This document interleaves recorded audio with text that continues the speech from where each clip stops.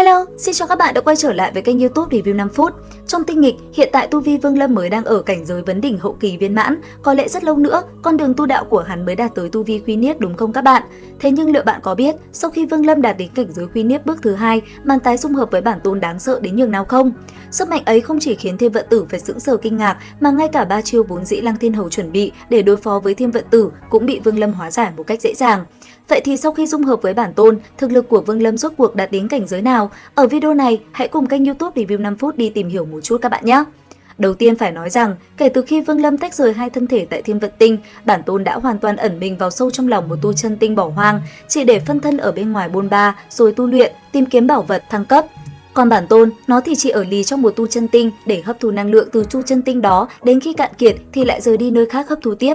Có thể nói đất diễn của bản tôn là cực kỳ ít ỏi, thế nhưng đây tuyệt đối không phải do Vương Lâm nhát gan, mà ngược lại, nó ẩn chứa quy tắc sinh tồn đỉnh cao nhất của hắn. Bởi lẽ việc tu luyện của cổ thần vốn dĩ biệt lập so với tu sĩ thông thường, cần phải vùi sâu dưới tâm tinh cầu, hấp thụ lượng linh lực khổng lồ để lột xác. Khi nhục thân tu luyện đến cực hạn, lực lượng cổ thần sẽ cuồn cuộn không dứt, chẳng khác nào một hung khí di động.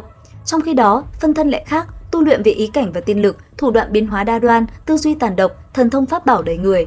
Tất nhiên, phân thân cũng chịu trách nhiệm ra ngoài tranh đoạt tài nguyên và tích lũy kinh nghiệm. Tất cả những cảm ngộ từ quá trình rèn luyện cuối cùng đều chảy ngược về bản tôn. Bản tôn cứ thế âm thầm tu luyện, cắt đứt hoàn toàn liên lạc với thế giới bên ngoài mà chẳng cần lăn lộn ngoài tu chân giới. Cho đến khi Vương Lâm bị huyết tổ đánh trọng thương đến mức hôn mê tại lôi tiên giới, bản tôn đang ẩn nấp mới lần đầu tiên lộ diện. Lúc này, thực lực bản tôn mới chỉ ở mức tam tinh đỉnh phong. Tại lôi tiên giới, hắn đã dẫn dụ thiên kiếp để hủy diệt huyết tổ đầy kiêu ngạo, cuối cùng đạt tới cảnh giới dương thực. Bằng cách dùng diêu tích tuyết để đe dọa, hắn đã thu phục huyết tổ vào trong tôn hồn phiên, hoàn thành cuộc báo thù. Sau khi giải quyết cơ nguy cấp, bản tôn lại tiếp tục ẩn tu, nhưng lần xuất hiện ngắn ngủi này chỉ là một khúc nhạc dạo đầu, mà kịch hay thực sự phải chờ đến trăm năm sau, đó là khi Vương Lâm từ La Thiên Tinh vực trở về Chu Tước Tinh. Thời gian đó, Chu Tước Tinh khi đó đang bị các cường giả giới ngoại tấn công, tình cảnh ngàn cân treo sợi tóc. Vương Lâm lúc này đã đạt đến Quy Niết sơ kỳ, trở về với tư cách là đấng cứu thế, thậm chí còn thu phục được đại đầu đồng tử cũng ở cảnh giới Quy Niết. Tuy nhiên, điều này lại khiến hắn lọt vào tầm ngắm của sát lục giới thuộc tu chân liên minh.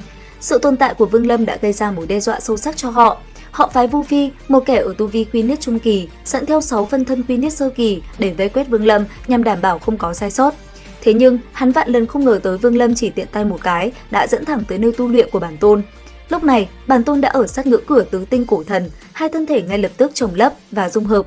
Khi Vu Phi đuổi kịp thì hoàn toàn đờ đẫn, sau phân thân của hắn đã bị Vương Lâm tiện tay chỉ điểm tiêu diệt toàn bộ. Chứng kiến cảnh tượng đó, Vu Phi sợ mất mật, định quay đầu bỏ chạy, nhưng Vương Lâm chỉ một chiêu đã khiến hắn thân hình câu diệt ngay tại chỗ. Sự kiện này đã chấn động toàn bộ sát lục giới, bao nhiêu năm qua chưa từng có ai dám động đến đầu bọn họ. Và đó mới chỉ là khởi đầu, sau này Vương Lâm cùng Thanh Thủy và những người khác liên thủ đối chiến với Cực Hạn Thiên của liên minh. Kẻ này bị vọng nguyệt bên trong cơ thể cổ thần La Trần thôn phệ và thao túng, trở thành một con rối. Sau khi nhóm Vương Lâm tiêu diệt con rối Cực Hạn Thiên, họ phát hiện trong cơ thể hắn ẩn chứa một tinh điểm lực lượng cổ thần của La Trần. Bản tôn cuối cùng đã thôn phệ tinh điểm này và thăng cấp lên cổ thần tứ tinh.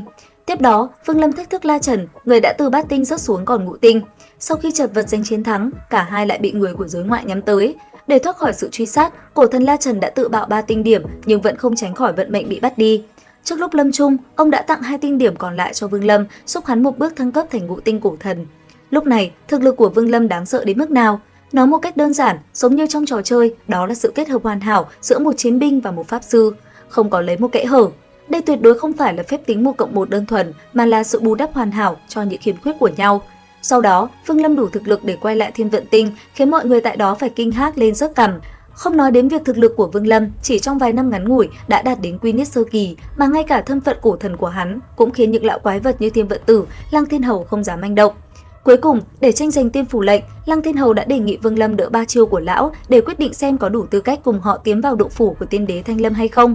Vương Lâm hiểu rõ đạo lý này nên đã nhận lời. 3 chiêu này của Lăng Thiên Hầu không hề tầm thường, vốn là sát chiêu lão dùng để đối phó với Thiên Vận Tử, nhưng cuối cùng lại bị Vương Lâm hóa giải dễ dàng, khiến các lão quái có mặt tại đó phải hoàn toàn câm nín. Sau này, khi tiến vào yêu linh chi địa, Vương Lâm và Thiên Vận Tử chính thức trở mặt. Lão quái này phải thi triển ra thực lực thiên nhân đệ nhị, suy mới có thể cùng Vương Lâm giao chiến. Điều này cũng gián tiếp chứng minh rằng Vương Lâm sau khi dung hợp với bản tôn cổ thần ngũ tinh có thực lực khủng khiếp đến nhường nào. Có thể nói, đánh vào cảnh giới mà không bị rơi vào thế hạ phong, đó mới là sự khủng bố của bản tôn và phân thân hợp nhất. Các bạn có chờ đợi ngày này không? Theo dõi kênh YouTube Review 5 phút để biết thêm chi tiết các bạn nhé. Xin chào và hẹn gặp lại!